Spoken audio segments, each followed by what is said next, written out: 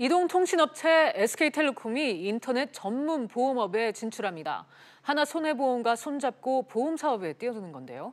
인터넷 전문은행에 이어서 인터넷 전문보험이 출범할지 주목됩니다. 자세한 얘기 산업부 이대종 기자와 나눠보겠습니다. 이 기자, 네. SK텔레콤이 보험업에 나선다고요? 그렇습니다. SK텔레콤이 하나손해보험 그리고 현대자동차와 손을 잡고 인터넷 전문보험사 설립을 추진하고 있습니다. SK텔레콤은 올해 초부터 관련 태스크포스 팀을 만들고 법적 문제 등을 검토했던 것으로 알려졌습니다. 보험사인 이 하나손해보험의 온라인 사업 영역을 어떻게 나눌지를 고민하다가 이 분야는 결국 SK텔레콤과 손을 잡고 추진하기로 이렇게 결정했다는 후문인데요.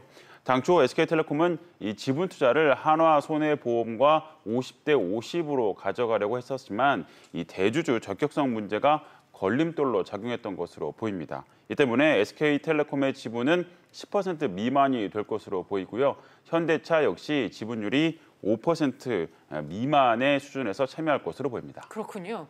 그러면 실제로 회사가 출범하는 데는 어느 정도 시간이 걸릴까요? 이들 회사들은 오늘 오후에 이사회 의결을 거쳐서 사업안을 확정한 뒤에 이르면 다음 주 초쯤에 이 사업 인가를 금융당국에 신청할 예정입니다. 그렇게 되면 이 예비 인가를 거쳐서 본 인가를 받게 되는데요. 예비 인가는 보통 60일 정도, 그리고 본 인가는 120일 정도의 시간이 걸립니다. 이 때문에 빨리 허가가 난다 하더라도 실제 사업을 진행하는 데는 6개월 이상의 시간이 걸릴 것으로 보입니다. 그렇군요. 이 온라인 보험 상품이라고 하면 네. 자동차 보험이 가장 먼저 떠오르는데 상품 라인업은 어떻게 가져갈 걸로 보이나요? 일단 국내에서는 좀 보기 힘든 상품을 먼저 내놓을 것으로 보입니다. 네. 중국에서는 크게 인기를 끌고 있는 반송보험이 그런 형태인데, 인터넷 쇼핑몰에서 물건을 구입했을 경우에 물건이 마음에 들지 않아서 반송을 할 경우에는 국내에서는 대부분 소비자가 직접 그 반송료를 지불을 하고 물건을 돌려주게 되는데요. 이 반송료를 보험사가 대신 내주는 그런 형태입니다.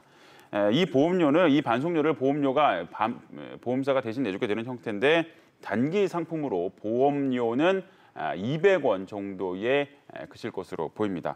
SK텔레콤은 자회사인 오픈마켓 11번가를 통해서 판매 채널을 통해서 사업 효과를 극대화할 것으로 보입니다. 그렇군요. 그러면 지금 이대종 기자의 설명에 따르면 네. 상품이 중국에서 이제 인기를 먼저 끌었다, 그렇습니다. 이렇게 얘기를 했는데, 그렇다면 사업 모델도 중국에서 영향을 받은 건가요? 그렇습니다. SK텔레콤이 진행하는 이 인터넷 전문 보험사는 중국 최초의 인터넷 전용 보험사인 중환보험을 모델로 삼고 있습니다. 이 중환보험은 지난 2013년에 알리바바와 텐센트 그리고 핑안보험이 투자를 해서 설립한 그런 회사인데요.